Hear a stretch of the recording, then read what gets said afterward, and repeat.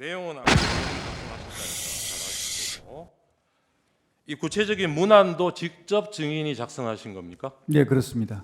타이핑도 직접 하시고요. 네, 그렇습니다. 어떤 컴퓨터로 작성하셨나요? 어떤 컴퓨터로? 노트북으로 했습니다. 노트북 어디에 예. 있는? 제가 가지고 있던 개인 노트북. 어디에 가지고 있던? 관사에. 네. 워드 프로그램 뭐 쓰셨어요? LG 건데 하나 아니요. 그 노트북 묻는 게 아니고 한글 이거 뭐 프로그램 작성하려면 프로그램 띄워놓고 하셨을 거 아닙니까? 제가 과거에 계속 이렇게 기고문을 많이 썼고 네네네. 제가 기고 활동을 많이 했고 방송 활동을 많이 하다 보니까 그 쓰던 게 있었습니다. 네. 거기에 그 프로그램을 가지고 했습니다. 그 프로그램 이름이 뭔지는 모르세요? 제가 그 프로그램 이름 잘 모르겠습니다. 이 문건 요 하단에 페이지 표시 8인지 6인지 돼 있는 거 이건 증인은 모르는 거라고 하셨죠? 모르는 게 아니라 이건 없었던 겁니까? 예. 혹시 증인이 사용하신 이거 작성하실 때 사용하시는 그 워드 프로그램에 밑에 페이지 표시가 나오지 않던가요? 한 장씩 한 장씩 했기 때문에 예. 페이지는 페이지 안 넣습니다. 한 장씩이라고 하면 다른 건 또 뭐가 있었나요? 기재부 장관뿐만이 아니고 예. 외교부 장관도 또 있었고 또 그 경찰청장, 경찰청장. 또 국무총리. 네. 총리 것도 있었습니까? 예. 그래서 행안부 것도 행안부 있었어요. 장관도 있었고. 네. 그러다 보니까 네. 이거는 제가 이제 비상계엄을 주도하는 주무장관으로서 대통령께서 그 관련 부처에 필요한 협조 사항이 있으면 협조를 하라고 지시를 하셨기 때문에 네. 지침을 주셨기 때문에 그렇게 여러 거기에 장 따라서 작성하셨으면 밑에 페이지 표시가 있어도 뭐 별로 이상할 건 없네요. 이상하죠. 알겠습니다. 제가 질문 좀 드리겠습니다. 청구인 측 김진환 변호사입니다. 저는 증인이 아주 불행한 군인이라고 생각을 합니다. 그 상황에서 그 직위에 있었기 때문에 불행한 운명에 처한 안타까운 군인이라고 생각을 하고요. 사실 이런 군인들이 우리 과거에도 여러 차례 있었습니다. 아까 그 증인이 알고 계신 법이 몇 가지 있다고 했는데 증인 헌법도 아시나요? 헌법 알고 계십니까? 군과 관련된 부분만 좀 알고 있습니다. 네, 군과 관련된 부분입니다. 헌법 5조 2항에 네. 군의 정치적 중립성을 규정하고 있는데 네. 이 규정에 대해서 알고 계신가요? 알고 있습니다. 이 규정이 헌법에 왜 들어갔다고 생각하시나요? 있습니다. 증인 신문은 경험한 사실에 대해 해야 되는데 지금 평가적인 의견이나 지식 차원을 묻고 있습니다. 있습니다. 헌법에 대해서 알고 있다는 걸 알아보기 위한 거니까 신문하십시오. 네, 이 정치적 중립성 규정이 헌법에 들어간 건 과거에도 증인과 같은 불행한 군인들이 많이 있었기 때문이라고 저는 생각을 합니다. 혹시 하실 말씀 있으시면 하셔도 좋고요. 방금 변호사님께서 불행한 군이라고 얘기하시는데 상황은 그렇습니다. 근데 불행한 군이라고 생각하지는 않고 군인은 이 부분도 나중에 이 재판관님께서 이 부분에서 저에 대해서 한번 의견을 좀 시간을 주시면 제가 왜 그날 투입하게 됐는지 그리고 그거에 주저하지 않았는지에 대한 입장을 한번 얘기하겠습니다. 불행하다고 표현하시는 건 좀 과하시고 그건 굉장히 저한테 군부 입은 사람한테 대한 굉장히 좀 좋지 않은 표현이라고 생각합니다. 그러시군요. 저는 지금 증인께서 처하신 상황이 불행하다고 느껴졌기 때문에 그런 거고 나쁜 의미로 쓴 것은 아닙니다. 증인은 대통령이 계엄령 선포하는 장면을 TV로 보셨는데 거기에 야당이나 국회를 반국가 집단, 괴물 집단, 북한의 어떤 조종에 따르는 좌파 세력 이런 표현들을 들으신 기억이 있나요? 답변 드리진 않겠습니다. 네. 예. 그런데 그런 TV 방송을 보셨던 건 맞죠? 비상계엄 선포 당시에 상황을 담화문을 보셨고, 봤습니다. 예. 그리고 그것 때문에 증인이 그 계엄군으로서 국회에 투입된다는 상황은 알고 계셨었던 거죠? 그렇습니다. 네.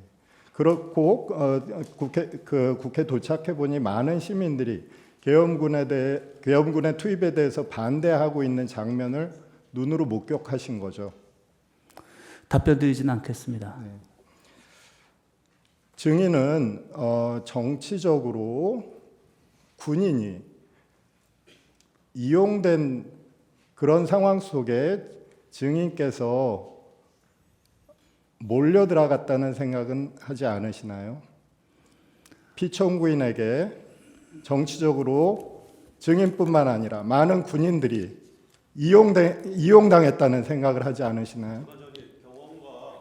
경험한 사실을 묻는 것이 아니라 적절히 의견을 묻는데 이 점은 분명히 지적을 해주십시오. 개인의 가치관에 대해서 계속 가치관을 지금 내뱉으라고 좀 강요를 하는 것과 다름이 없는데 정확하게 경험한 사실만 묻도록 좀 조치를 해주십시오. 앉으시죠. 마지막 질문입니다. 그럼 그때 그 상황 속에서 증인은 어떤 생각을 하셨나요? 그것은 경험이죠. 어떤 생각을 하셨나요? 제가 그 사람이 결심하고 행동한다는 것은 생각이 있는 거지 않습니까? 그거에 대해서 말씀을 드리려면 좀 시간이 있어야 됩니다. 그래서 그 부분을 우리 제 시간을 다 드리겠습니다. 이제 그 부분은 말씀 한번 해주시죠.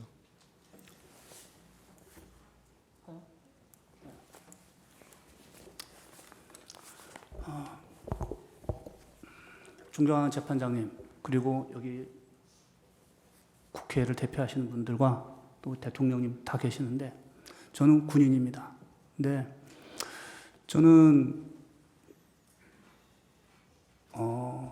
군에 대해서 비전을 갖고 있었고 가지고 있고 그 다음에 저의 역할은 저를 통해서 다음 세대 그 다음에 우리 후배 장병들이 좋은 선례가 되고 모범이 되고 그들의 어떤 가치관이 정립되길 바라는 목표로 살아왔습니다.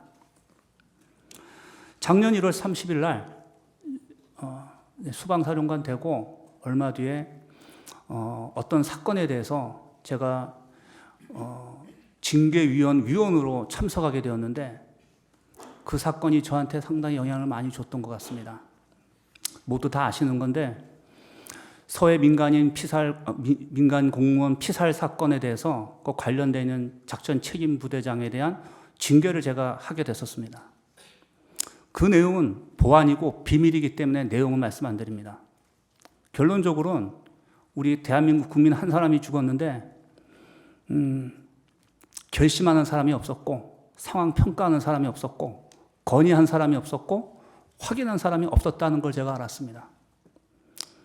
제가 군인으로서 지금까지 살아오고 또 삼성장군까지 돼가지고 제가 해야 할 일이 뭔가 하고 생각했을 때 그 잘못된 풍토를 바꿔야 되겠다라는 생각을 했습니다. 그것도 전 어떻게 보면 교만이라 생각하고 오만일 수 있습니다. 그 부분에 대해서 굉장히 결심을 했었습니다. 근데 2달 뒤에 우연치 않게 그런 비슷한 상황이 있었습니다. 3월 30일인가 서울 상공 북쪽에서 피하 식별이 되지 않는 UAV가 발견이 됐습니다. 우리 예하 방공부대의 TOD가 잡았는데 제가 그때 밖에서 전술 토의하고 있는 중이었습니다. 확인되지 않는 UAV가 와 있는데 이 위치와 거리, 방향상으로 봤을 때 2분 30초 아니면 대통령께시는 특정 지역으로 들어옵니다. 어떡할까요? 라고 연락이 왔습니다. 물론 제 밑에 제대의 지휘관들 다 있었지만 아무도 얘기 안 하고 저만 제 전화 통화에서 답을 듣고 싶어 했습니다. 교전하라고 그랬습니다. 적출시키라고 그랬고 제가 당시 곧바로 비화폰으로 합참의장님께 전화를 드렸습니다. 이런 제가 보고를 받았고 제가 정확하게 상황 파악은 안 돼서 영상 사진을 보내라서 제가 보니까 이건 UAV 맞습니다. 2분 뒤면 대통령 계신 쪽으로 날아옵니다. 교전하겠습니다. 라고 말씀을 드렸어요. 그때 장관님께서, 우리 합참의장님께서 잠시만 대기해라. 이거 내가 다시 한번 확인하겠다. 하신 뒤에 한 2분 정도 뒤인가 저희 수방사에 통제하지 않고 보고하지 않은 아군 UAV였습니다. 그 2분 상황이었지만 격추시키라고 말할 때 저는 모든 걸 다 내놨습니다. 근데 제가 1월 30일 날 우리 전우를 징계를 해본 거 보면서 군인이 항상 영광이 아니라 어느 한순간은 사라질 수 있고 나갈 수 있겠다. 근데 어떤 모습이냐라고 생각했을 때 책임이라고 생각했습니다. 그리고 지난 12월 3일 국회로 출동하라고 했을 때 제가 가장 먼저 나가게 됐던 이유도 제가 책임지려면 제가 먼저 보고 판단해서 임무를 줘야 된다고 생각을 했는데 그 결과까지 가보진 못했지만 하여튼 결론적으로는 이렇게 됐고 제가 이 자리에 서게 됐습니다. 앞서 불행한 군인이라고 얘기하셨는데 그러면 안 불행한 군인이 무엇인지 제가 묻고 싶고 그러면 우리 대한민국 국민은 국민의 어떤 한 가지 사건에 어떤 위협에 대해서 확실하지 않은 위협 또 뭔지도 모르는 비상이 걸렸을 때 이거저거 다 따지면서 법적인 거 다 따지면서 나중에 합니까? 그건 제가 묻고 싶습니다. 그렇게 하는 게 그게 행복한 거 그게 아까 말씀하셨던 그 어떤 군인이라고 하셨죠? 그 불행한 그 행복한 군인인가? 그런 군인은 마무리 좀 해주세요. 예. 이상이고 다시 한번 제가 우리 재판 위에 계신 우리 헌법재판소 재판관님들께 제가 어떤 경우에 이 자리에 있던 것에 대해서 죄송스럽게 생각을 하고 저도 굉장히 반성을 합니다. 하지만 오늘 제가 한 진술은 제 공소 제기와 관련돼서 대부분 답변은 못 드렸습니다. 그러나 저의 재판에서는 군인답게 그다음에 담대하게 다 하나하나 오늘 하신 얘기들에서 어떤 그런 것들이 다 진술될 것이라고 약속드립니다. 이상입니다. 15분 제 반대 신문하십시오. 예. 육사 생도 생활을 하다 보면 우리 항상 신념을 갖고 살죠. 화량대에서 동작동까지 이런 군인에게 불행한 군인 이렇게 말을 하는 게 너무나 참담하고 안타깝습니다. 그리고 마지막으로 원장님 최소한의 방침과 아까 말씀드렸던 방향을 주어야죠 하는 그 부분이 답니다. 원장님이 거기에 대한 답을 안 하셨기 때문에 제가 혼자 4마디 5개 문장이군요. 그 4마디 5개 문장 이외에는 뭐 원장님이 특별히 말씀드린 부분이 없기 때문에 뭐 갑자기 이렇게 헷갈리거나 중간에 뭐가 들어가서 맥락을 이해하지 못할 뭐 그런 상황은 아니었다고 생각합니다. 네, 방첩사도랍니다 하고 마지막에 이재명 한동훈 잡으러 다닌답니다. 이 얘기하고도 조금 뜸을 들이긴 들이셨어요. 뜸을 들인다고 해도 뭐 두 사람이 마주 앉아 있는데 제가 보기엔 뭐 이렇게 서로 뜸을 들이거나 했던 부분은 아닌 것 같고요. 네. 다만 저는 이런 지시를 받고 원장님하고 좀 추가적인 부분으로 상의를 하거나 아까 변호인께서도 말씀하셨지만 뭐 제가 나름대로 어떤 의지를 갖고 있다 하더라도 지휘관의 의지가 최소한 어떤 부분인지를 상의해야 되는 부분이기 때문에 보고를 줬던 부분인데 원장님께서 그런 반응을 보이시는 걸 보면서 더더 당황하긴 했습니다만 뭐 굳이 말씀드리기 좀 그렇습니다만 왜 그렇게 하시는지는 이해할 수 있었습니다. 네. 그 12월 6일 날 11시 반에 정보위원장실에 가서 정보위원장 신성범 의원하고 여야당 간사 그렇게 있는 자리에서 이 12월 3일 계엄 당시 상황을 이제 설명하셨잖아요. 네. 그때 이 정보위원장 설명한 내용 중에 2차 계엄까지는 아니더라도 2차 군사 개입 가능성이 크다고 보고를 하셨다고 보도가 되어 있습니다. 그런 취지로 보고하신 것은 맞습니까? 첫 번째는 그 세간에서 약간 오해하는 부분이 제가 정보위원장 막 찾아간 것처럼 말씀하시는 것 같은데 그렇지는 않고요. 그 조선일보 보도 보고 정보위원장이 먼저 연락이 예, 왔다면서요. 그래서 네. 제가 전화로 말씀 못 드리겠습니다라고 예, 말씀드리고 야 이게 거짓말할 수 있는 사항이 아니다라는 네. 생각이 드는 상태에서 그러면 국회로 와라고 네. 해서 거기까지 갔던 부분입니다. 네. 그 2차 계엄과 관련된 부분의 내용은 그 상황을 설명드리는 보고라고 보다는 이제 자리에서 여러 가지 부분의 내용이 나오다 보니까 어떤 상황이 벌어질 수 있는가 하는 부분에 있어서의 대화 또는 의견의 교환이었다라고 말씀드리는 게 더 정확할 것 같습니다. 네, 네. 또 한 가지는 이미 그렇게 말씀드렸습니다만 이게 어떤 수입된 정보를 근거로 한다거나 정보 판단을 근거로 한 것이 아니라 제가 나름대로 그 사항을 쭉 보면서 그럴 개연성의 우려를 표명했다. 보니까 예, 그날 뭐 한 세 가지 정도를 얘기하셨죠. 그만요. 제안하겠습니다. 네. 예, 제 반대 신문 10분 하십시오. 네, 증인은 아까 그 5일 저녁에 국정원장이 사퇴를 요구했다가 6일 오전에 다시 태도를 바꿔서 뭐 우리 일이 다 그런 거 아닙니까? 같이 일해 봅시다라고 말했다고 했는데 6일에는 이미 그 저희가 지금 소추인 측에서 부동의해서 증거 자료를 제시할 수 없지만 국정원장은 이미 5일 저녁에 그 6시 반경에 후임 1차장인 오우룡과 만났고 6일 오전에 이미 오우룡에 대해서 1차장 선임이 결재가 된 상황이었습니다. 그런 상황에서 국정원장이 증인에게 같이 다시 일해보자라고 말할 수 있는 건가요? 그거는 저한테 물어보실 게 아니라 국정원장한테 물어보시는 게 맞을 것 같고요. 저는 당시에 뭐 전반적인 네, 부분에 대해 알겠습니다. 프로세스를 이해할 수 있는 위치에 있지 않았습니다. 또 하나는 아까 말씀하신 네, 같이 알겠습니다. 일해보자고 하는 부분은 두 사람이 얘기한 게 아니라 2차장, 3차장, 기조일장이 다 있는 자리에서 얘기한 부분이라는 부분을 리마인드 시켜드리겠습니다. 네. 그리고 아까 방금 그 제 주신문에서 그 김민서 조선일보 기자의 그 보도를 보고서 정보에서 연락이 왔다라고 말씀을 하셨는데 지금 이 김민서 기자의 어떤 그 문자에 대해서 증인이 정보위를 통해서 확인해 드리도록 하겠습니다라고 답을 했는데 이때 이미 정보위를 통해서 답변을 하기로 했던 거 아닙니까? 그리고 이 내용을 보면 굉장히 상세하게 되어 있는데 정보위랑 이미 얘기가 있었고 이 내용을 정보위로부터 확인한 김민서 기자가 증인에게 문자를 보낸 것 같아 보이는데 어떤가요? 조금 올려보십시오. 오전 11시 13분이면 이미 그 신성범 정보위원장으로부터 전화를 받고 나름대로 정보에 가기로 했던 부분이고요. 네.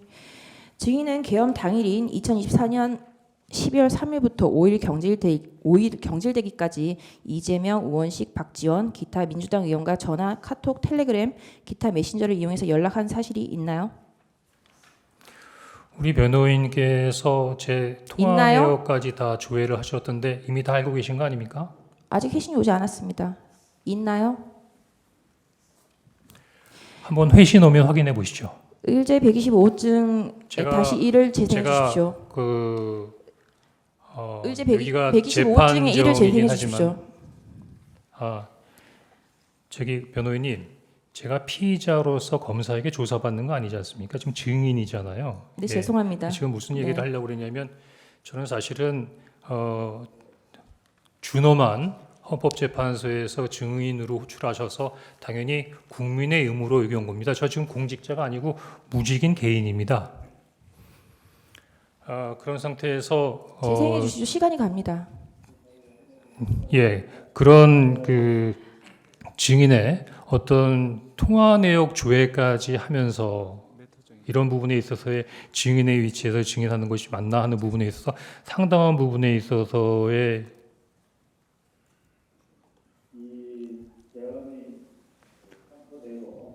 0시 2분에 제가 홍장원 국정원 1차장에게 무슨 일인가 하고 물었고 홍장원 1차장은 저도 TV만 보고 있습니다. 이렇게 답이 왔습니다. 그래서 제가 다시 2시 28분경에 그래야만 합니다. 이렇게 네. 다음은 이렇게 다시 주의를 줬습니다가 그 박선원 의원의 워딩입니다. 증인은 국정원 1차장인데 야당 국회의원에게 주의를 받고 업무를 보고하는 사이였나요?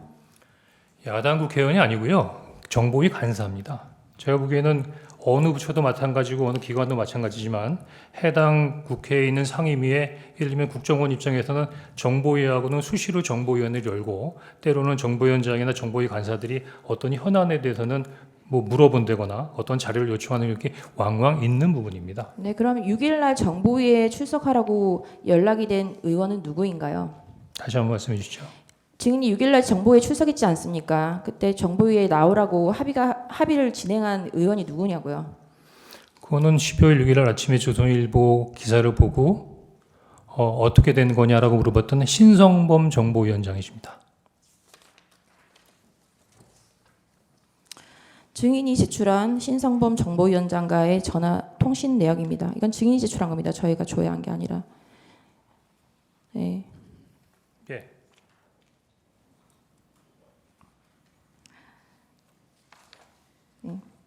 56항 여쭙겠습니다. 증인은 국정원 1차장으로 임명되기 전 2022년 7월부터 2023년 11월 26일까지 국정원 특보로 근무했죠. 네, 그렇습니다. 박선은 의원은 2024년 10월 29일경 국정원장 특보로 증인과 함께 근무했던 김모 공작 특보에 대하여 대북 공작비 예산을 유용했다는 의혹으로 고발하겠다고 하였죠. 예. 이때 증인도 김모 특보와 같이 공작금 유용 의혹으로 박선은 의원에게 약점을 잡혀 있었던 것 아닌가요? 잘 얘기해 주셨습니다. 지금 그 한간에 제가 대북 공작금 띄어먹었다고 난리인데 그 새빨간 거짓말입니다. 지금 제가 만약에 100억 넘는 대북 공작금을 띄어먹었거나 홍콩의 호화 빌라를 가지고 있거나 제가 해외를 담당하는 차장이기 때문에 해외 거점 운영하는 부분에 대해 돈을 모아서 위에다가 상납했다는 부분의 얘기까지 네, 증인 묻지 않은 보수 유튜버들이 얘기하고 있는데 만약에 제가 그랬다면 검찰총장까지 하신 우리 대통령님께서 저를 국정원에 2년 반씩이나 두셨겠습니까? 어쨌든 그 루머의 주인공이 증인인 건 맞죠? 증인 제가 조금 여쭙겠습니다. 시간이 좀 부족해서요. 그 도태우 변호사입니다. 피청구인 대리인. 방금 전 증인이 증언하기 전에 이 심판정에 여인형 방첩사령관이 증언을 하고 갔습니다. 여인형 방첩사령관이 문제된 그 증인의 메모를 여기 화상기에 띄우고 오면서 똑똑히 이것은 기본 사실이 아니다라고 이렇게 증언을 했습니다. 그리고 그 여인형 증인은 대통령으로부터 체포 지시를 받은 적이 없고 대통령으로부터 대통령이 체포 명단을 말한 적이 없다라고 증언했습니다. 어떤가요? 당시 뭐 이미 통화 내역도 나와 있고 통화 시간은 나와 있는데 제가 여인영 사령관이 누구로부터 지시를 받고 어떤 명단이 있고 그런 것까지는 제가 알 수 있는 사항이 아니었죠. 네, 다음 질문, 저는 다만 다음 질문 좀 여인영 여쭙겠습니다. 사령관으로부터 시간이 11시 없어서요. 6분에 이야기하는 여인영- 걸 들었을 뿐입니다. 여인영 사령관은 당시 증인과 통화할 때 엘리베이터 안으로 오르내리면서 아주 분주한 상황이었다고 합니다. 명단을 말할 객관적인 상황 자체가 되지 않는 것 같은데요. 방첩사 간부들도 체포 명단 이야기가 나온 적이 없다고 합니다. 그리고 증인의 체포 명단을 보면 아주 다양한 사람들이 기재되어 있는데 널리 알려져 있듯이 방첩사가 출동한 것은 단 두 방향, 국회와 선관위 관련뿐입니다. 증인이 명단에 열거한 그 수많은 사람들이 국회와 선관위 방향과 연결된다고 말할 수 있나요? 아니요. 저는 뭐 특별한 연관성을 갖고 한 게 아니라 여인영 사령관이 불러준 명단을 받은 거고요. 그럼 우리 변호인께서는 그 10명, 10여 명의 명단을 제가 지어냈다고 생각하시는 겁니까? 네. 제가 12월 6일만 하더라도 네, 제가 제가 하는 부분에 대해서 많은 의혹을 제기했지만 시간상요. 지금 제가 이미 다음 방첩사에서 질문을 똑같은 듣겠습니다. 명단이 확인됐다고 언론에 나왔던데요. 다음 질문하겠습니다. 네. 송준호 변호사입니다. 증인은 지난번 국조특위에서 김성훈 경호차장 만난 사실 있죠? 김성훈 경호처 만난 적 있죠. 같이 그때 출석하 있는 증인으로 같이 있었습니다. 예. 그때 김성훈 경호차장이 증인한테 이제 거짓말 좀 그만하시죠. 이렇게 물어보니까 증인이 미안하다, 가른 말을 잘못 탔다 이렇게 대답한 적이 있죠. 새빨간 거짓말입니다. 김성훈 네, 그럼 제가 다음 경호차장이 질문 저한테 조금 뭐라 그랬냐면 좀 그만하시죠. 그렇게 얘기했습니다. 그 증인의 명단 속에 이제 김어준 씨가 있는데요. 이 그 피청구인 대통령은 선관위만 이야기했고 여론조사 꽃 경우에는 알고 난 다음에 중단시킨 것이 있습니다. 그런데 이 그 여론조사 꽃 경우에는 그 출동한 인원 자체가 선관위와 관련되어서 선관위, 과천 그리고 관악 그 다음에 연수원 세 곳과 여론조사 꽃 이렇게 여인영 사령관이 말하고 있는데 그렇게 묶였기 때문에 IT 요원들이 간 것입니다. 그렇다면 그 증인의 이런 명단과는 관련이 없어 보이는데 어떤가요? 변호인님, 제가 이 관련된 부분에 대해 작전을 지시하거나 아니면 책임지는 책임자가 아니지 않습니까? 다만 도와줘라라고 하는 말씀을 듣고 뭘 도와줄 건가를 물어보기 위해서 전화를 했고 그때 그 여인영 사령으로부터 들은 이야기를 그냥 전하는 겁니다. 그게 옳은지 그른지도 제가 판단할 수 있는 부분이 아니고 그냥 들은 이야기를 전하는 겁니다. 예, 제안합니다. 정영식 재판관님 질문하십시오. 증인 여인영 사령관하고 23시 6분경에 이제 마지막 통화한 거 그거 여쭤보는 겁니다. 예. 그때 이제 하여튼 뭐 이런저런 얘기가 있다가 도와준다고 하면서 도와달라고 하면서 체포조가 나가 있는데 소재 파악이 안 됩니다. 명단 불러드릴게요. 이렇게 얘기하면서 명단을 불렀다는 거죠. 그렇습니다. 그러니까 그 말은 그 명단이란 거는 체포할 사람이라는 뜻으로 받아들였어요. 예, 저는 그렇게 이해했습니다. 그다음에 그런데 그리고 나서 이제 계속해서 1조, 2조 뭐 이제 축차 검거 후에 구금시설에 감금 조사할 예정이다. 제일 급한 것이 위치 추적이니까 위치 추적 부탁드립니다. 이렇게 얘기했다는 거죠. 그렇습니다. 그러면 결국 여인영 방첩사령관이 요구한 거는 이 사람들에 대한 위치 추적을 해달라라는 거죠. 그렇습니다.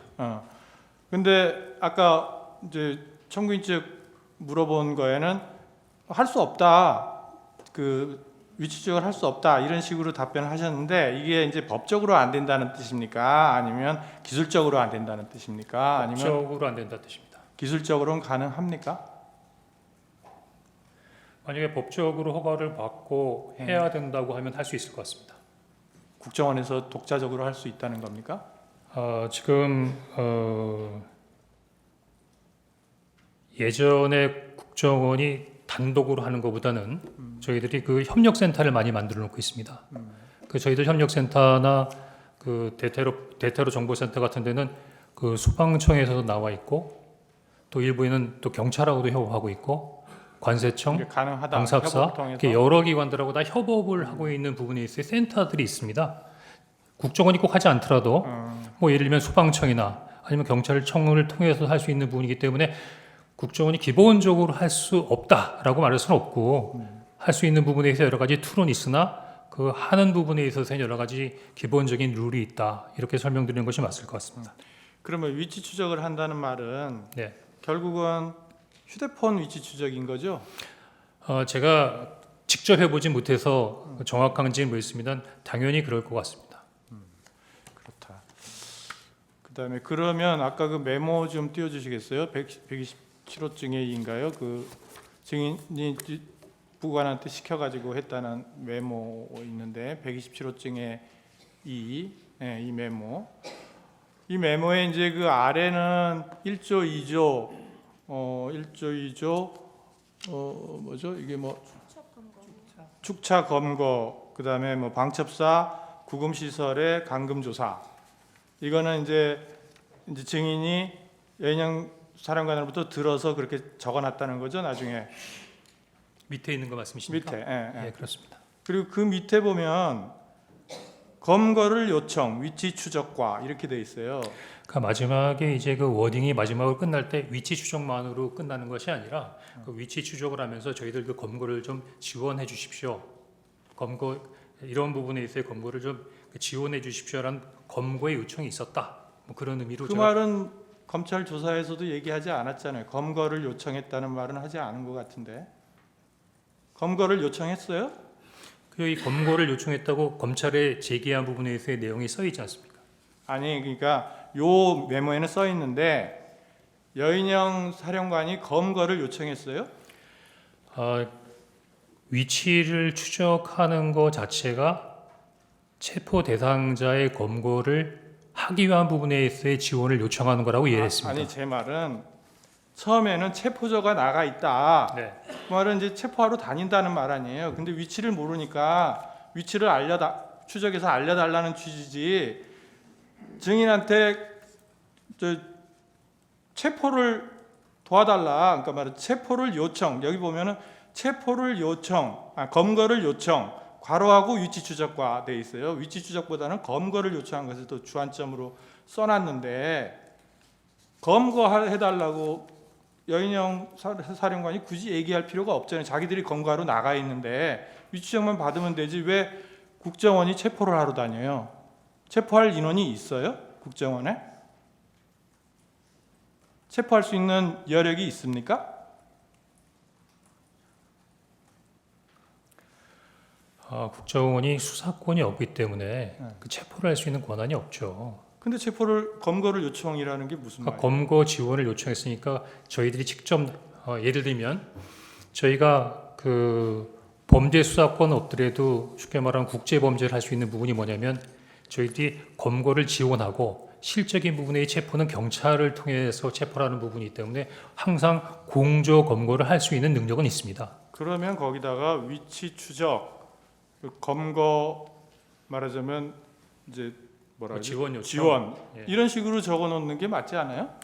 예, 근데 그 총리께서도 충격적인 사건이라고 말씀하신 것처럼 저도 깊은 생각을 하면서 적은 것이 아니라 생각되는 대로 그냥 갈겨 쓴 부분이기 때문에 약간 다소 합리적이지 않게 적어놨던 부분 인정하겠습니다. 그러니까 이 말이 그러니까 증인이 이제 어차피 이 메모는 이제 수기로 메모를 하다가 버려버리고 이제 하여튼 옮겨 쓰라 그러고 밑에는 이제 옮겨 쓴 게 아니고 기억나는 대로 쓴 거잖아요. 그렇습니다. 밑에는. 그러면 이게 증인이 뭐 1조, 2조 뭐 축초해서 검거해서 방첩사 뭐 감금시설의 감금조사 그러니까 그게 조금 이해가 안 되는 게 여인영 사령관이 방첩사령관이 증인에게 무슨 이제 처음에는 뭐 비협조적으로 별로 얘기를 안 하려고 그러다가 대통령 전화를 받아서 도와주라 그랬다고 하니까 이런 얘기를 했다는 거잖아요. 그렇습니다. 그러면 아 그래 그러면은 이런 명단이 있으니까 이런 명단에 대한 위치 추적을 좀 도와주시오. 이렇게만 하면 되지 굳이 1조, 2조 뭐 이렇게 가가지고 뭐 검거를 해서 축차 검거 후에 방첩사 구금시설에 감금해서 조사할 거라는 얘기라든지 이런 얘기를 굳이 왜 할까요? 글쎄 그거는 뭐 여인영 사령관에게 물어봐야 얘기지만 제가 생각하기에는 이 내용만 얘기한 게 아니라 제일 먼저 그 부인께도 전화 받았어 대통령이 너희들 도와주래 할 때 명단부터 얘기한 게 아니었거든요. 저희들이 경찰과 협조해서 국제를 봉쇄하고 있습니다라는 말부터 시작했으니까 아마 방첩사가 진행하는 부분에 있어 현재 진행 사항을 저한테 약식이지만 간단하게 브리핑해 준 거라고 생각합니다. 그러면 그런 내용이 검찰에서 진술할 때도 요약이겠지만 물론 하여튼 체포조 나가는데 명단 불러드릴게요라는 부분이 먼저였고 그 다음에 명단 불러주고 명단 불러주고 난 다음에 그 다음에 계속해서 1차 1조 2조 뭐 축조 뭐 체포 뭐 이렇게 얘기하고 축차 검거 후에 구금시설을 감금할 예정이다. 이거를 나중에 얘기했잖아요. 상황 설명을 먼저 한 게 아니라 이거는 그 명단을 주면서 위치 추적을 해달라라고 하면서 그걸 구체적으로 더 나아가서 얘기한 건데 그 상황 설명이 우리가 지금 이런 여러 명을 체포를 해가지고 검거한 다음에 감금 조사할 거다.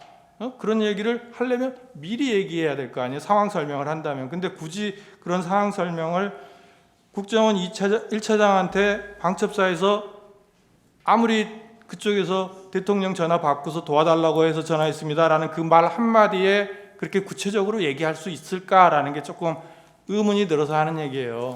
예, 저도 약간 의문이 드는 부분이 있는데 여인영 사령관하고 제가 아주 객관적이고 공식적인 관계가 아니고 사실은 그전에는 나름대로 어떤 활동이 있어요. 보안 때문에 저한테 말을 하진 않았지만 일단 이야기 설명하면서 어느 정도의 선배니까 믿음을 가지고 나름대로의 주변 환경 주변의 여러 가지 부분까지 설명을 한 걸로 이해가 됩니다. 근데 그거는 예.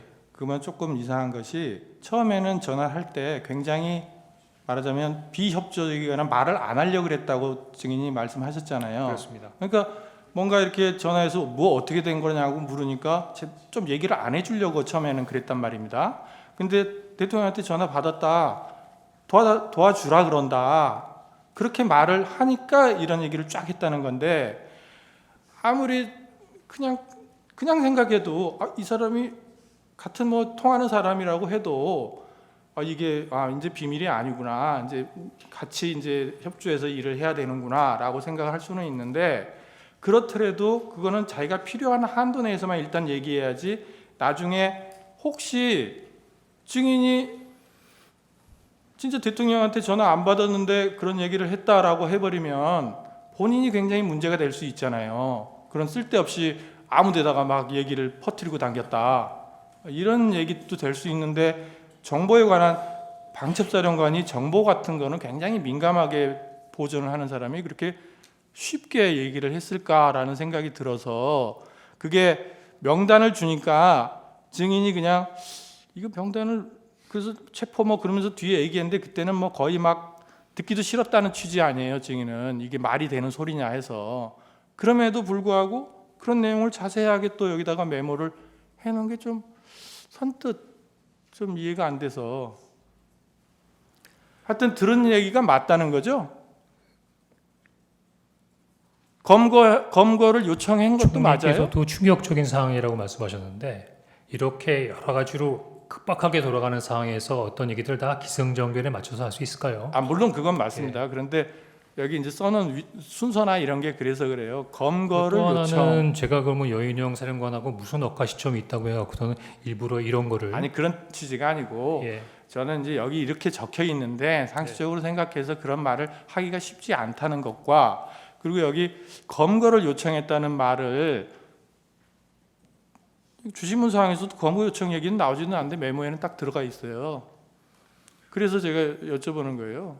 검거 요청했어요? 위치 추적을 해서 네. 방금 얘기했던 10여 명의 대상자를 검거하겠다는 것 자체가 네. 저는 검거 지원을 요청했다라고 그럼 검거 지원 요청이라고 안 쓰고 왜 검거 요청이라고 썼어요? 이 말은 다르잖아요. 검거를 요청한다는 건 국정원에서 검거를 진짜 한다는 얘기고 제가 이제 공문서를 작성한 게 아니지 않습니까? 간단한 메모지 않습니까? 메모는 왜 작성해놨어요? 제가 나름대로 그 상황을 기억하기 위해서 메모해 놓은 거죠. 그럼 정확하게 기재를 해야죠. 예, 정확하게 기재 못해서 죄송합니다. 네, 이상입니다.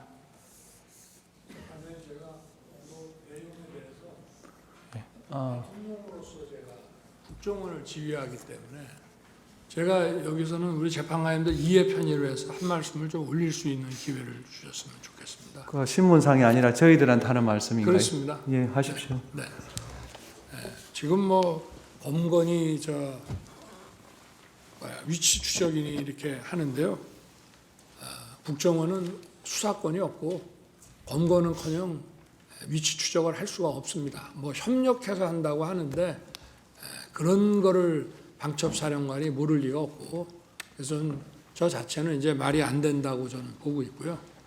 그리고 지금 저 메모가 지금 이 뭐 탄핵부터 뭐 내란물이니 이런 모든 프로세스가 지금 저 아까 우리 정영식 재판관님께서 그 지적하신 저 메모가 아마 제 판단에는 12월 6일 국회에서 박선원 의원한테 넘어가면서 시작이 된 거라고 저는 보는데요. 제가 12월 4일 날 이제 계엄 해제하고 이제 저녁에 집에 있는데 조금 늦은 시간에 국정원장이 전화를 했습니다. 그러면서 저한테 1차장한테 홍장원 1차장한테 전화를 혹시 받으셨습니까? 그래서 모르겠는데 내가 한번 이 전화 끊고 한번 열어보겠습니다. 그래서 열어보니 전화가 왔는데 제가 못 받은 거더라고요. 왜냐하면 저 비화포는 저 무음으로 늘 해놓기 때문에. 그래서 내가 다시 국정원장에게 전화해서 전화가 왔었노라. 왜 그러냐 그랬더니 사실은 대통령님께 진작에 말씀을 드렸어야 되는데 사실 좀 오래됐습니다. 근데 어떤 정치적 중립 문제라든지 뭐 제가 자세한 말씀을 이 자리에서 드리기는 하지만 홍장원 1차장을 좀 해임해야 되겠습니다. 그래서 제가 뭐 다른 거 다 안 물었습니다. 그건 원장이 그렇게 판단하면 그렇게 하십시오. 그래서 내일 사표를 받겠습니다 해서 사표를 받고 아까 6일 날 뭐 다시 일하자 했다는데 저는 그게 믿기지가 않는 것이 벌써 6일 날 오전에 그때 제가 관저에 있는데 이미 관저로 1차장 해임과 또 오호령 씨에 대한 임명 그 결재안이 올라와서 제가 그거를 점심시간에 결재를 했습니다. 그 이후에 지금 이제 12월 6일 아침 기사부터 이런 체포 얘기가 대통령이 뭐 한동훈 대표를 잡아넣어라 이런 기사가 12월 6일 아침부터 나기 시작합니다. 그래서 이게 쭉 진행되는 것이고요. 그리고 아까 그 국정원장 해외 출장 문제와 관련해서는 제가 전주에 국정원장으로부터 이번 주에는 미국 출장이 있기 때문에 매주 금요일 날 하는 대통령 보고가 어렵습니다라고 얘기 들은 기억이 나서 제가 화요일 저녁에 국정원장한테 전화를 합니다. 해외에 있는지 국내에 있는지 알기 위해서. 그래서 제가 둘 사이에 약간의 그 미스커뮤니케이션이 있었습니다. 제가 국정원장한테 아직도 거기시죠? 저는 미국에 있는 줄 알고 그랬더니 국정원장이 예, 아직도 여기입니다. 이래서 저는 해외에 있는 줄 알았습니다. 그래서 처음으로 제가 홍장훈 1차장한테 전화를 하게 됩니다. 처음에는 안 듣고 두 번째 전화가 왔습니다. 그래서 제가 원장님 부재 중인데 제가 전화를 딱 받으니까 벌써 약간의 식사 반주를 한 느낌이 딱 들어갔고 제가 원장님 부재 중이니까 원을 잘 챙겨라 라고 얘기하고 이따가 내가 혹시 전화할 일이 생길지 모르니 이 비화폰을 잘 챙기고 있어라 이렇게 제가 얘기를 했는데 8시 한 반 무렵에 국무회의 하려고 이제 뭐 여러분 이제 국무위원도 오시고 비서실장 안보실장이 들어오는데 안보실장하고 국정원장이 같이 오는 겁니다. 그래서 제가 아니 어떻게 되는 겁니까? 미국에 있는 거 아닙니까? 했더니 저 내일 출발입니다. 그래서 제가 국정원장한테 나는 원장님 미국 계신 줄 알고 제가 1차장한테 전화를 했습니다. 그랬더니 원장님 부재 중인데 잘 챙기라고 했는데 원장님 여기 계십니다란 말을 안 합니다. 이렇게 제가 국정원장한테 얘기를 했고요. 그리고 국정원장도 아마 둘이서 그런 커뮤니케이션을 나중에 했을 거라고 저는 추측이 되는데 제가 만약에 계엄 사무에 대해서 국정원에다 뭘 지시하거나 뭐 부탁할 일이 있으면 국정원장한테 제가 직접 하지 차장들 업무 관련은 2차장이지만 2차장한테도 안 합니다. 원장한테 무조건 기관장한테 하는 것이고요. 그리고 제가 1차장 그 홍장훈 1차장한테 10시 한 거의 11시 다 돼가지고 이제 제가 저 대국민 담화 계엄 선포 대국민 담화를 하고 올라와서 저 국무위원들 아직 남아 있는 사람들하고 얘기한 다음에 돌려보내고 제가 홍장훈 차장한테 전화한 거는 계엄 사무가 아니고 이미 관련된 문제는 원장하고 다 얘기를 했기 때문에 제가 전화한 거는 아까 전화를 하겠다라고 한 것도 있고 또 제가 해외 순방 때 국정원의 해외 담당 파트가 여러 가지 그 경호 정보를 많이 도왔기 때문에 제가 격려 차원에서 전화를 기왕 한 김에 한번 해야 되겠다라고 해서 계엄 사무가 아닌 간첩 그 검거와 관련해서 여기는 수사권이 없고 조사권 그 국가안보조사국으로 이름이 바뀌었습니다. 그래서 방첩사를 도와주라는 얘기를 한 것이고 제가 국정원에다가 방첩사 도와주라는 얘기는 전임 김규현 원장 때나 조태영 원장 때나 늘 합니다. 왜냐? 방첩사는 예산이 아주 부족합니다. 그리고 국정원에는 정보들이 많이 있기 때문에 경찰에 줄 거는 경찰에 주고 또 방첩사에 줄 거는 방첩사에 주면서 저도 좀 예산 지원을 좀 해주라는 얘기를 쭉 해왔기 때문에 또 사관학교 후배니까 좀 도와주라. 그래서 간첩 수사를 방첩사가 잘 할 수 있게 도와주라는 계엄 사무와 관계없는 얘기를 한 거를 가지고 만약에 그렇다면은 제가 아까 그 재판관님께서 잘 지적을 하셨던데 제가 여인영 사령관한테 내가 조금 전에 1차장하고 통화했으니 뭐 애로사항 있으면 1차장한테 연락을 하라고 제가 전화를 했어야 되는데 대통령이 방첩사령관한테 그런 전화 한다는 것 자체도 굉장히 비상식적인 얘기입니다. 그리고 방첩사령관이 1차장의 사관학교 후배긴 하지만 엄연한 기관장이고 계엄이 선포되면 방첩사령부가 사실상 국정원의 우위에 있기 때문에 뭐 차장 더구나 담당 2차장도 아닌 1차장한테 계엄 사무와 관련한 이런 무슨 부탁을 한다는 게 만약에 할 거면은 방첩사령관은 국정원장한테 해야 됩니다. 기관장끼리. 그리고 계엄이 선포돼서 여기가 합동수사본부가 되면요. 정부도 역시 방첩사가 국정원 우위에 있는 거기 때문에 제가 뭐 재판관님께서 이 전체적인 사항을 어떻게 판단하실지는 그거는 뭐 제가 정할 문제는 아니지만 이 전체 상황에 대해서 좀 이해의 편의를 위해서 간단하게 말씀드렸습니다. 이상입니다. 예. 저 정인 돌아가십시오. 수고하셨습니다. 아닙니다. 돌아가십시오. 아닙니다. 약속을 하셨고요. 소충 의원 저 정의신문 관련해서 본인 진술 기회 드리겠습니다. 예, 재판을 마치겠습니다. 마지막으로 정인이 양측에서 신청한 정인에 대해서 재판부 평의 거친 결과를 고지하겠습니다. 피청구인 정인으로 채택한 이상민을 청구인 측 정인으로 채택하였음을 알려드립니다. 청구인 측이 정인으로 신청한 김용빈을 정인으로 채택했고 신문기일은 2월 11일 오후 5시입니다.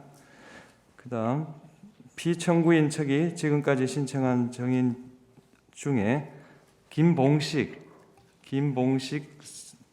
정인을 채택하고 신문기일은 2월 13일 오후 2시입니다. 정리를 하겠습니다.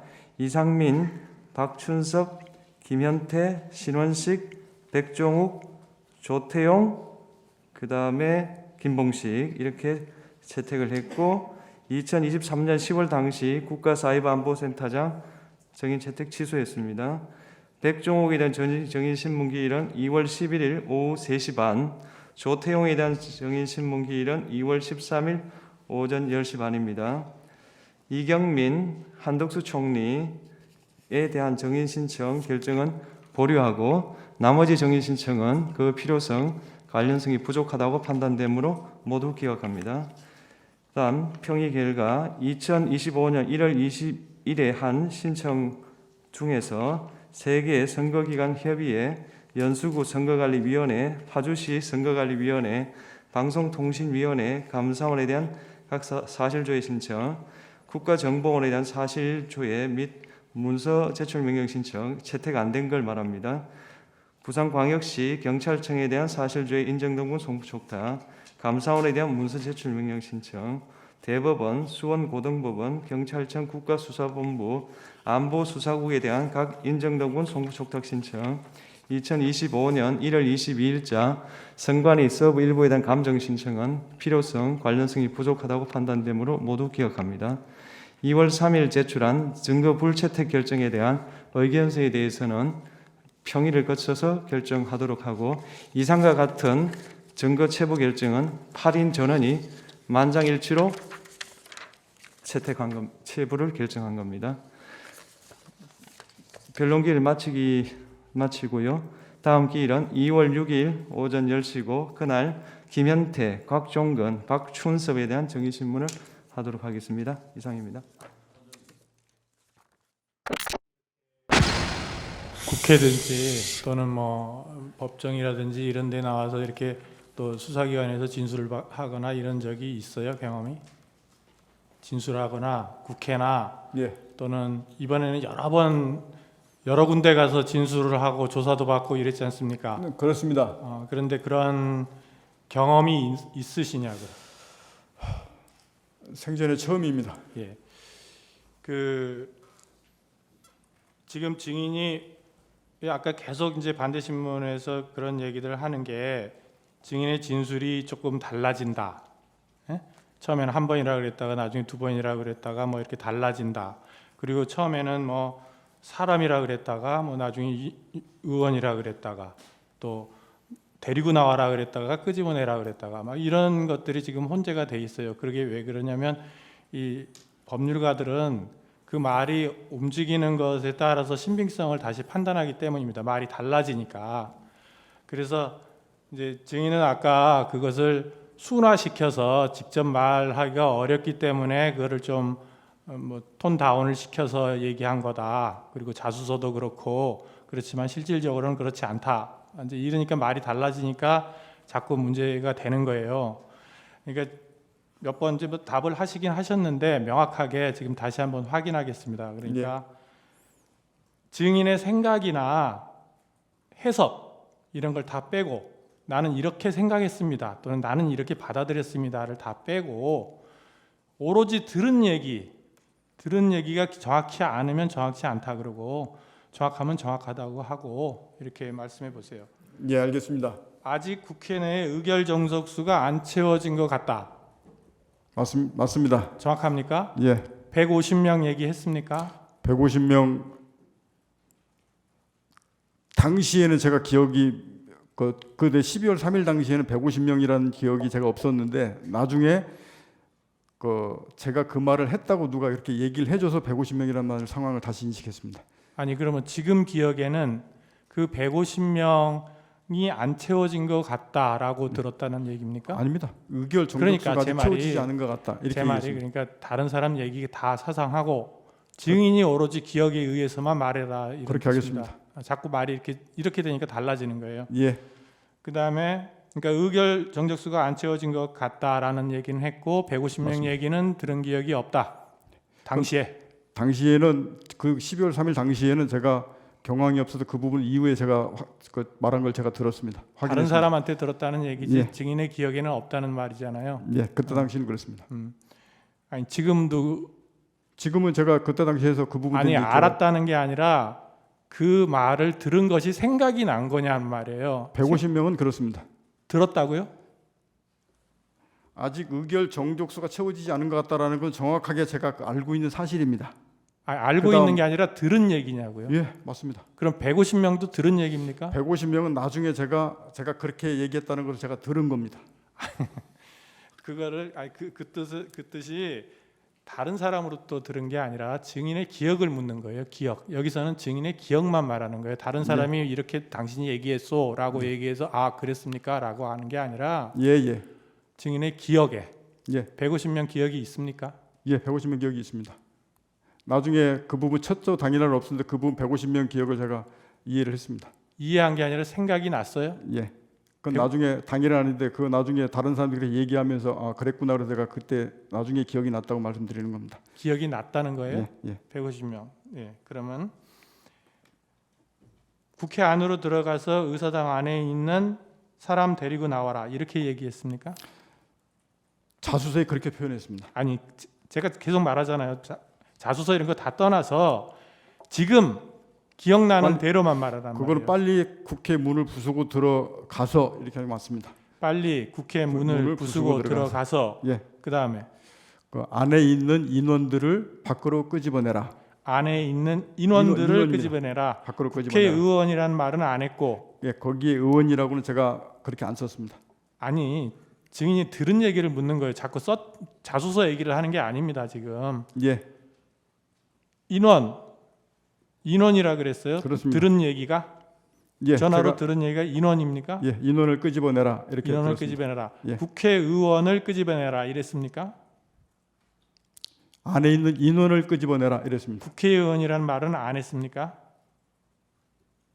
들은 기억이 없습니까? 있습니까? 전화로.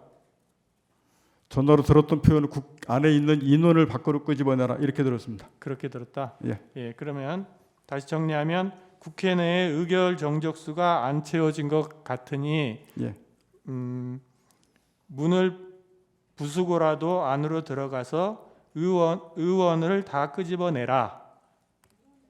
라고 제가 표현한 제가 표현하고 아니 내용은 말씀은 또 다른데 아직 의결 정족수가 채워지지 않은 것 같다. 예. 빨리 국회 문을 부수고 들어가서 안에 있는 인원들을 밖으로 끄집어내라. 인원이라 그랬어요? 인원. 의원이 아니고 예, 인원. 인원들을 밖으로 끄집어내라. 그럼 150명 얘기는 언제 했어요? 150명 얘기는 이제 이건 대통령 얘기가 아닙니다. 그건 아니, 자꾸 이러잖아요. 말이 달라지잖아요. 아까 분명히 대통령으로부터 들었냐라고 했더니 150명 들은 기억이 생각났다. 나중에 얘기를 그거는 들어보니 김용현 전 장관 얘기하고 하면서 했던 거 대통령이 어디 건 제가 방금 말했던 세 마디 줄 그게 그러면 150명 이야기는 들은 바는 없습니까? 예 그때 당시 나중에 제가 듣고 기억했다고 방금 말씀드렸지 않습니까? 예, 알겠습니다. 제가 대통령이 말씀하신 그 워딩은 딱 그 세 줄이었습니다. 아까 말한 그 예. 내용. 예. 예, 됐습니다. 마치겠습니다. 예, 제가 좀 여쭤볼게요. 예. 먼저 그 증인 지금 구속돼 있죠. 예, 그렇습니다. 기소돼 있고. 예. 기소되어 있고. 그렇습니다. 그런데 오늘 그 진술 거부권 행사를 한 번도 안 하시고 다 얘기를 하셨어요? 예. 오늘 이제 진술을 거부한다는 뭐 그런 얘기는 한 마디도 안 하시고 저 지금까지 진술 거부를 한 번도 안 하고 다 했습니다. 다 하셨고 또 자수서 내셨잖아요. 예, 자수서 냈습니다. 그 제출하신 이유가 뭔가요? 제가 자수서를 제출한 이유는 첫 번째 계기는 12월 5일 날 김용인 전 장관이 저한테 이 비화폰이 이거는 녹화가 되고 이제 녹음이 안 되니까 당당하게 가라라고 얘기를 5일 날 저녁에 저한테 얘기를 했습니다. 그러고 나서 전반적으로 이제 나온 것들이 얘야 707이나 얘야 여단장 지휘관들이 모든 상황이 다 처벌받는 소리가 저한테 막 계속 들어왔습니다. 그래서 제가 이거를 정말로 사실대로 제가 정확하게 얘기하지 않으면 문제가 정말 생기겠구나 라는 생각을 판단을 하게 됐고, 그리고 제가 자수서를 진실되게 써놔야 제가 이후에라도 제 기준점이 돼서 안 흔들릴 것 같았습니다. 그래서 그거를 써놓고 그거를 기조로 계속 동일한 진술을 해왔습니다. 근데 다만 말씀하신 대로 사람이 기억이 있다 보니까 조금 시간에 제 기억으로 쓰다 보니까 시간의 편차가 있거나 내용이 조금씩 용어 바뀌는 게 어떤 거는 조금 틀려질 수도 있습니다. 대신에 저는 그 기준점을 제가 명확하게 잡고 싶었기 때문에 그걸 써서 제출하고 그 방향과 내용에서 그대로 지금까지 진술해 왔습니다. 예. 예. 후보에게 아까 또 당부받은 것도 있어서 예. 한두 가지만 더 질문을 좀 해도 되겠습니까? 하십시오. 예. 그 증인은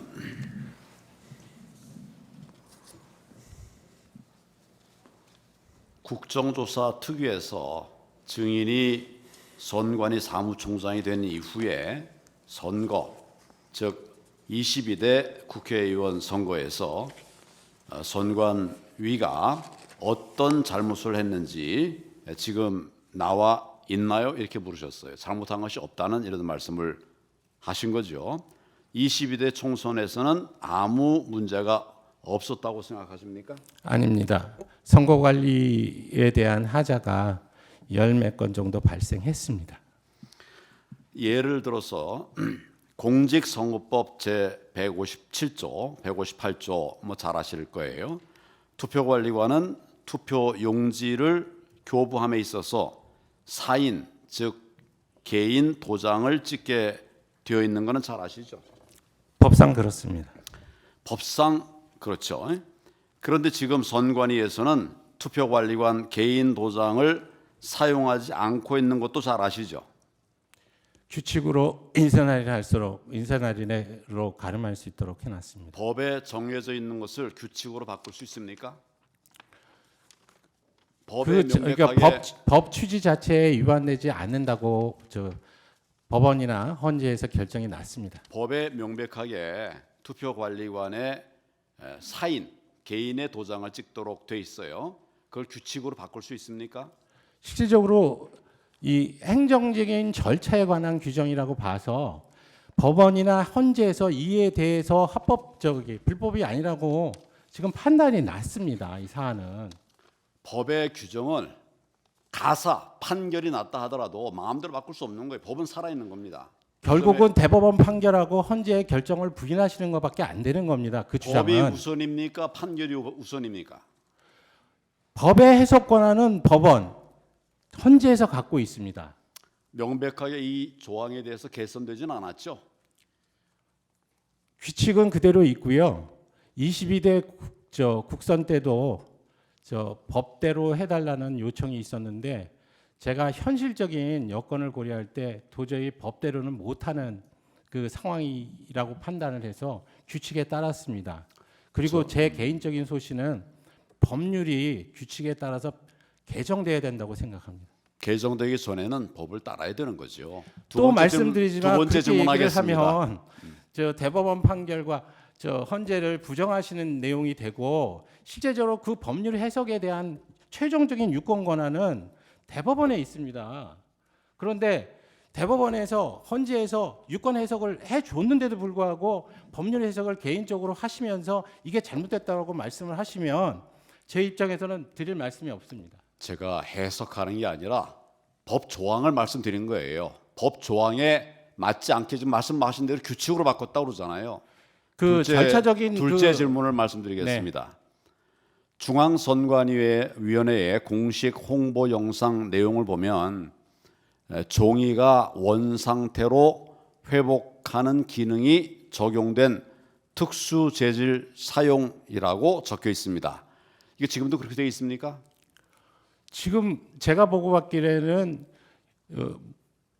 원상 회복 용지?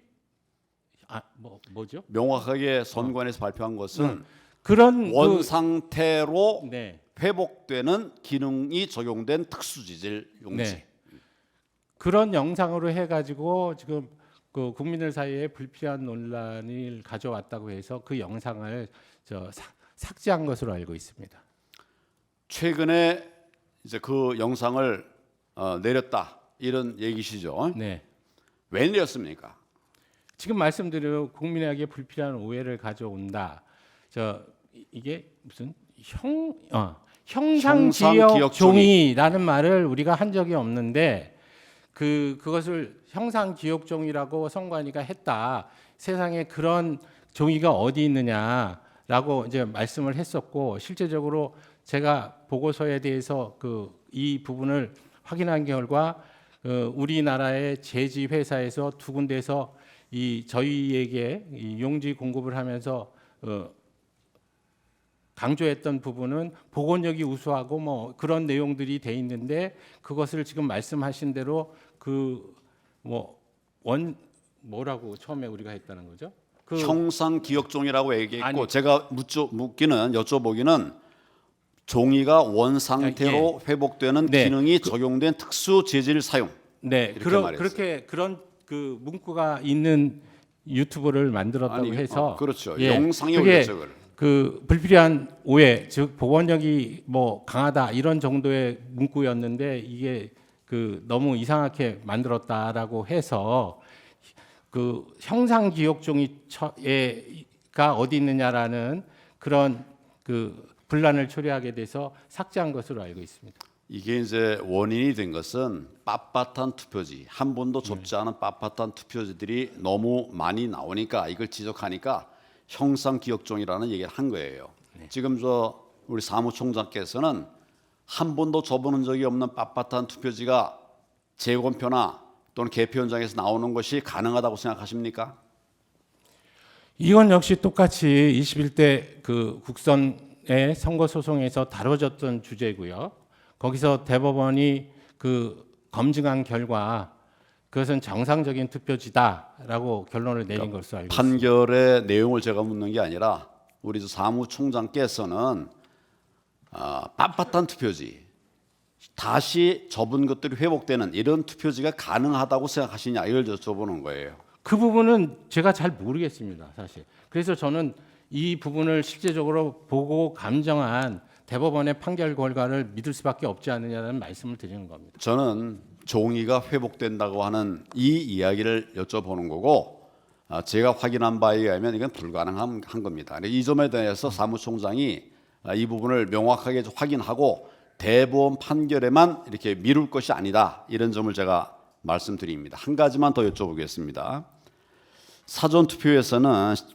사전투표소에서는 CCTV를 가리게 돼 있습니까?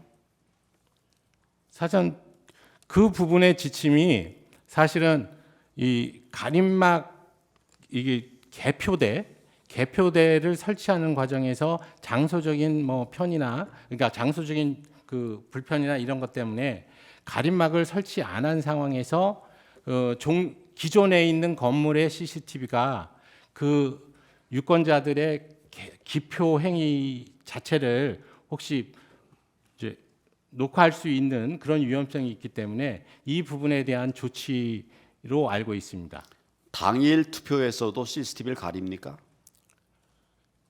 역시 그러니까 기표대에 대한 부분이니까 기표대를 촬영할 수 없도록 하는 방법의 일환으로 지금 그 지침이 마련된 것으로 알고 있습니다. 당일 투표에서도 CCTV를 네. 가리고 있냐 이걸 여쭤보는 거예요. 지금 말씀드린 대로 기표대를 촬영할 수 있는 CCTV가 있으면 이걸 못하게 할 필요가 있으니까 그걸 가릴 수밖에 없죠. 이 사무총장께서 좀 잘못 알고 계시는 것입니다. 지금 아예 선관위 지침으로 당일 투표소에서는 CCTV를 가리질 않아요.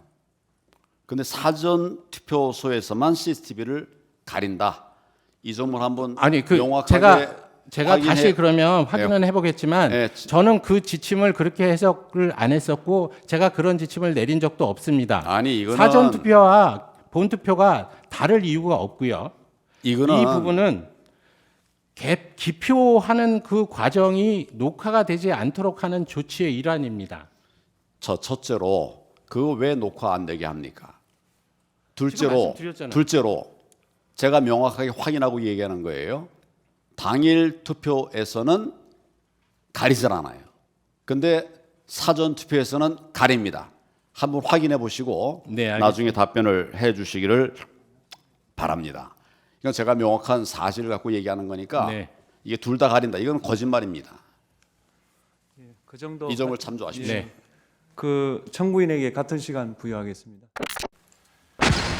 뭐 그렇게 연락 주고받은 문자하고 이런 게 수상하다면 증인 통화 내역을 보면 계엄 전날인 12월 2일 날 대통령 영부인으로부터 문자를 2통 받아요. 그런 내역이 있습니다. 그리고 그날은 답장을 못하고 그 다음날 증인이 답장을 보냈어요. 그건 무슨 내용인지 기억나십니까? 글쎄요, 금방 기억이 잘 안 납니다. 그런 내용을 이 민감한 시기에 주고받았다는 걸로 누가 의심을 하면 어떻게 답변하시겠어요? 결국 뭐가 남아 있으면 그걸 보시면 판단이 되지 않을까 싶습니다. 예. 근데 지금 증인은 남아 있는 것도 없는데 의심을 하셨잖아요. 무슨 말씀이신지 잘 아까 질문을 이해하지 못했습니다. 그 야당 의원하고 1차장하고 이 무렵에 연락 주고받은 게 이상하다고 의심을 하셨잖아요. 그러니까 12월 3일 밤 12시가 넘어서 계엄과 관련해서 네. 야당 정보위 간사가 연락을 한다면 제가 아니면 기조실장에도 자연스러울 거라고 말씀드렸습니다. 그러니까요. 그렇게 접근을 하자면 계엄 전날, 당일날 영부인하고 문자 주고받은 거는 더 이상하지 않나요? 국정원장이 영부인하고 왜 문자 주고받습니까? 자주 있는 일은 아니었습니다. 말 그대로입니다. 정인 신청에 대해서는 평일을 내일 거치지 않습니까? 네. 지금 평일 안 거친 상태에서 네. 뭘 전제로 제가 말씀드릴 네, 수는 그리고, 없고 예. 다만 증거는 채택됐지만 증거 조사 안 된 게 많습니다. 한번 훑어보십시오. 그리고 이제껏 8차 기일까지 이제 주장도 하시고 입증도 하셨으면 지금 정도는 한 번 정도 정리를 해야 되지 않겠습니까? 말 그대로입니다. 제 말을 자꾸 의미를 부여하지 마시고 마지막으로 말씀드리는데 자꾸 오해를 하시는데 이게 제가 진행하는 대본입니다. 이거 제가 쓴 게 아닙니다. TF에서 다 올라온 거고 이 대본에 대해서 8분이 다 이의를 제기하지 않기 때문에 제가 말하는 거지 제가 거기서 덧붙여 하는 건 전혀 없습니다. 다 일어나요. 오늘 제출한 252일 읽었어요. 다 읽었죠. 시나리오에 나온 대로. 시나리오에 나온 대로 제가 다 읽었어요. 저는 14개월 딸아이를 둔 아기 엄마입니다. 계엄 당일 6태 후에 소파에 누워있다가 계엄 선포를 보고 바로 법조문을 확인하였습니다. 민주당이 다수당인데 금방 해제가 될 텐데 대통령이 검사인데 그 사실을 모를 리 없을 텐데 도대체 이게 무슨 상황인가? 역시나 금세 국회 해제 의결이 있었고 계엄은 해제되었습니다. 담화문을 찬찬히 읽어보았습니다. 제가 임신과 출산과 육아를 하느라 몰랐던 민주당이 저지른 폐악을 일당 독재 파쇼 행위를 확인하고 아이와 함께 하려고 비워둔 시간을 나누어 이 사건에 뛰어들게 되었습니다. 저는 계몽되었습니다. 체제 전복을 노리는 반국가 세력이 준동하고 있습니다. 약 4개월 전 선고된 민주노총 간첩 사건에서 최근 우리 사회의 모든 갈등이 간첩들의 지령에 의하여 일어났다는 사실을 확인할 수 있었습니다. 그 대표적인 것이 후쿠시마 원전 오염수 괴담입니다.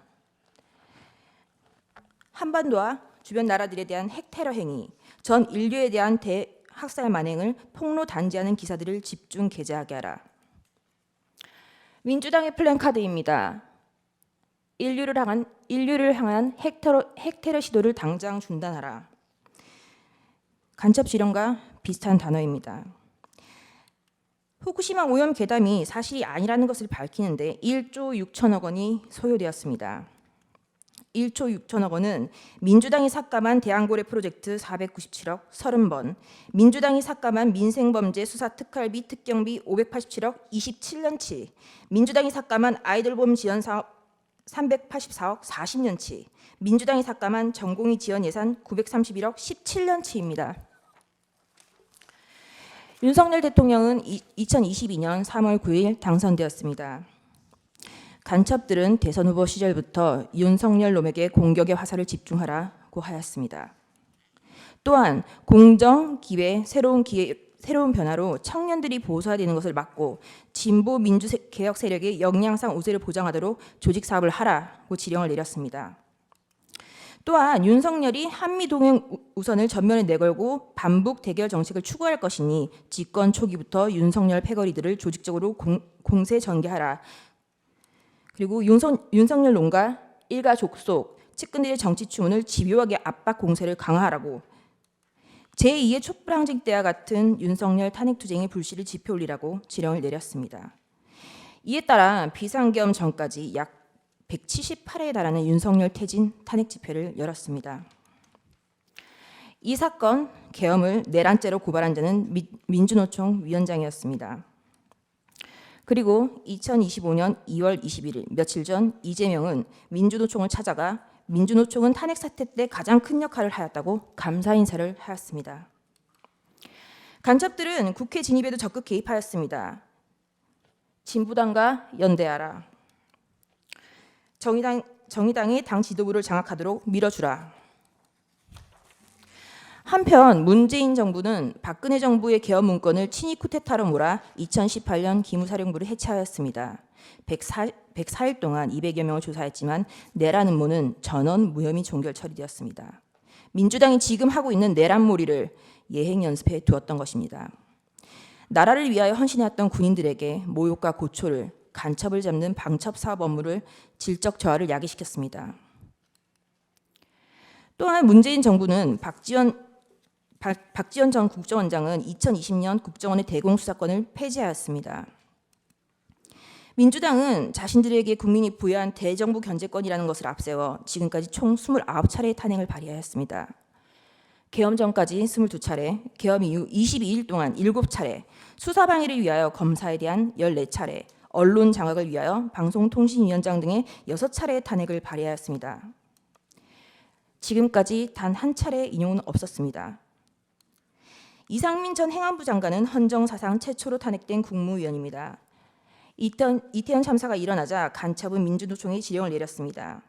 이태원 참사 희생자 추모 시민 촛불 집회를 개최하여 윤석열 퇴진 함성이 서울 시내를 흔들게 하라.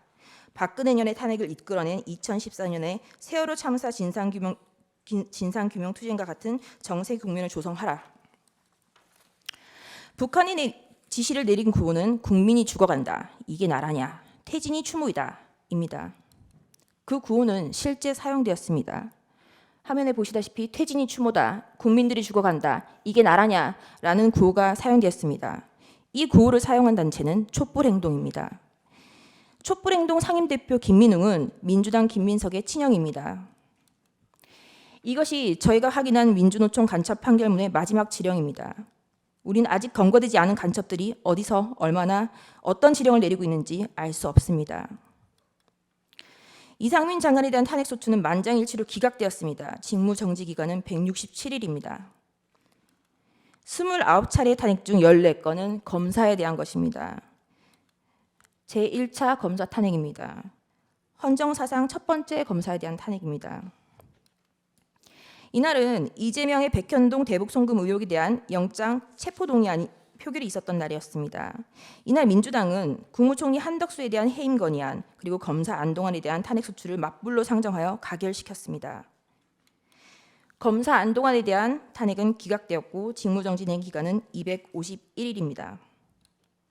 제2차 검사 탄핵, 검사 이몽석, 검사 손준성, 검사 이정섭, 검사 이희동, 그리고 제1차 방송통신위원장 이동관에 대한 탄핵을 23년 11월 9일 발의하였고 철회하였습니다. 이중 검사 이정섭은 이재명에 대한 쌍방울 대북 송금 사건, 법화 유용 사건을 수사한 검사입니다. 2023년 12월 28일 제3차 검사 탄핵, 검사 손준성, 검사 이정섭에 대하여 그리고 이동관 방송통신위원장에 대하여 탄핵소추를 다시 발의하였습니다. 그리고 방송통신위원장 이동관에 대한 탄핵소추는 철회하였습니다. 그 철회 사유는 방송통신위원장에 대한 탄핵 사유를 검찰청법 위반으로 탄핵소추한다고 하여 황급히 철회한 것입니다.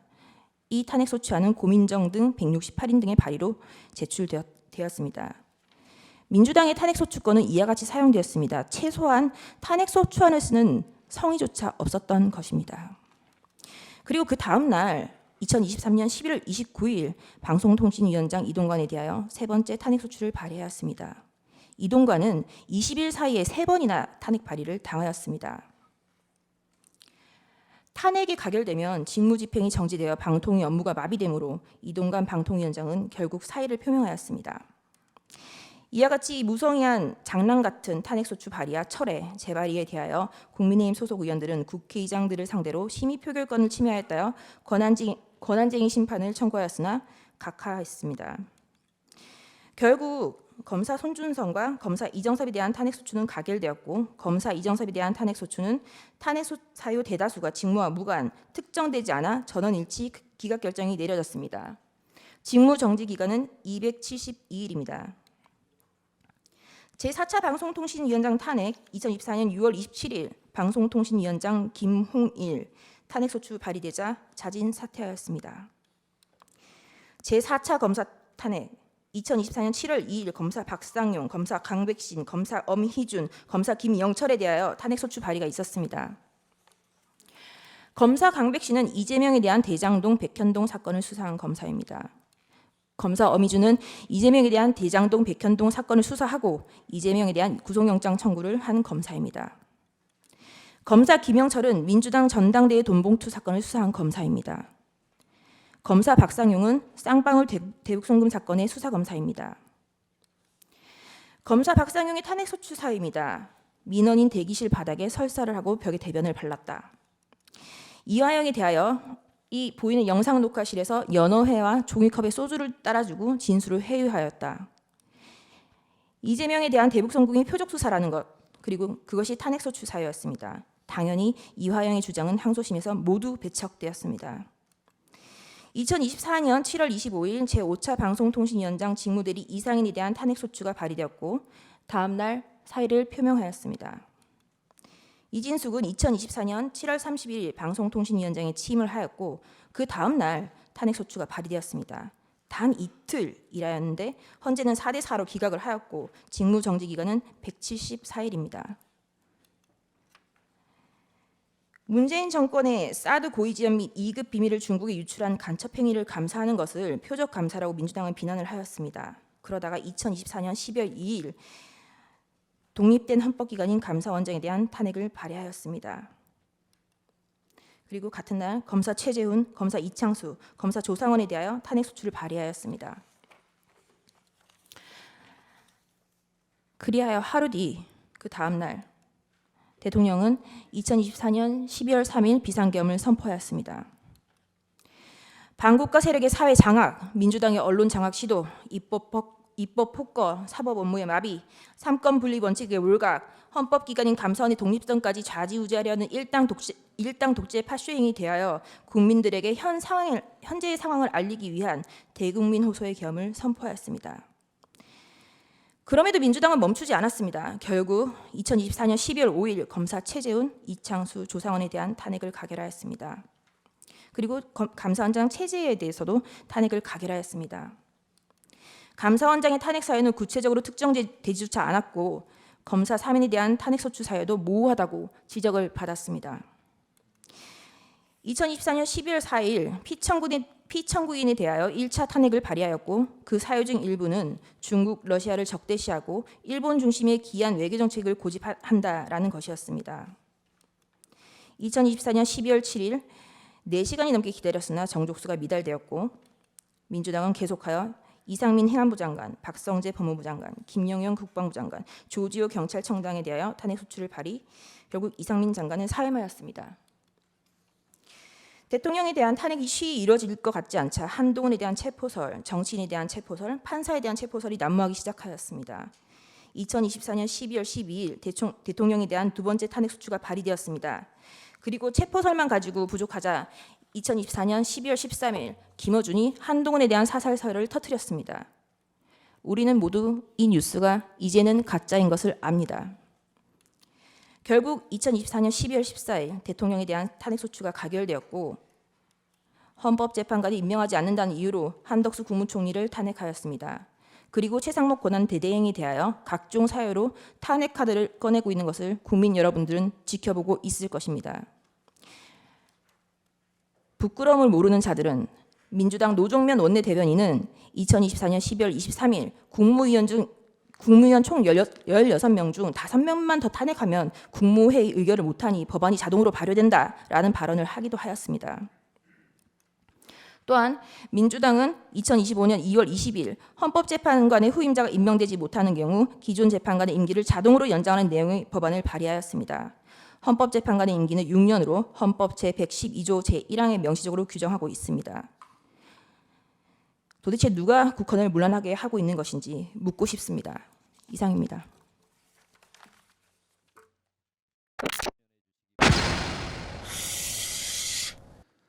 동해물과 백두산이 마르고 닳도록 하나님이 보호하사 우리나라 만세. 무궁화 삼천리 화려강산 대한사람 대안으로 길이 보전하세. 최후 변론의 끝을 영상으로 마무리하겠습니다. 경청해 주셔서 감사합니다.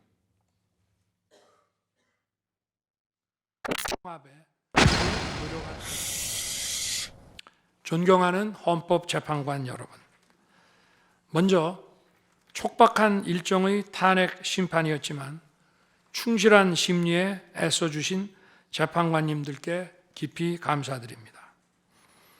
이번 심리는 내란 탄핵으로 소추한 후 심판 대상에서 내란을 삭제한 소추단 측이 제시한 쟁점 위주로 이루어지게 됐습니다. 그러다 보니 제가 12.3 비상계엄을 선포한 이유와 그 불가피성에 대해서는 충분히 설명드릴 기회가 부족했다고 생각합니다. 서면으로 성실하게 관련 자료를 제출하였으니 대통령으로서 고뇌의 결단을 한 이유를 깊이 생각해 주시기 바랍니다. 또 많은 국가 기밀 정보를 다루는 대통령으로서 재판관님들께 모두 설명드릴 수 없는 부분에까지 재판관님들의 지혜와 해안이 미칠 것이라 믿습니다. 다시 한번 재판관님들의 노고에 감사드립니다. 그리고 사랑하는 대한민국 국민 여러분, 국가와 국민을 위한 계엄이었지만 그 과정에서 소중한 국민 여러분께 혼란과 불편을 끼쳐드린 점 진심으로 죄송스럽게 생각합니다. 저의 구속 과정에서 벌어진 일들로 어려운 상황에 처한 청년들도 있습니다. 옳고 그름에 앞서서 너무나 마음이 아프고 미안합니다. 정말 미안한 생각을 가지고 있습니다. 저는 대통령에 출마할 때 나라를 위해 목숨을 바치겠다고 결심했습니다. 지난 12.3 계엄과 탄핵소추 이후 엄동설안에 저를 지키겠다고 거리로 나선 국민들을 보았습니다. 저를 비판하고 질책하는 국민들의 목소리도 들었습니다. 서로 다른 주장을 하고 있지만 모두 대한민국을 사랑하는 마음이라고 생각합니다. 부족한 저를 지금까지 믿어주시고 응원을 보내주고 계신 국민 여러분께 진심으로 감사드립니다. 저의 잘못을 꾸짖는 국민의 질책도 가슴에 깊이 새기겠습니다.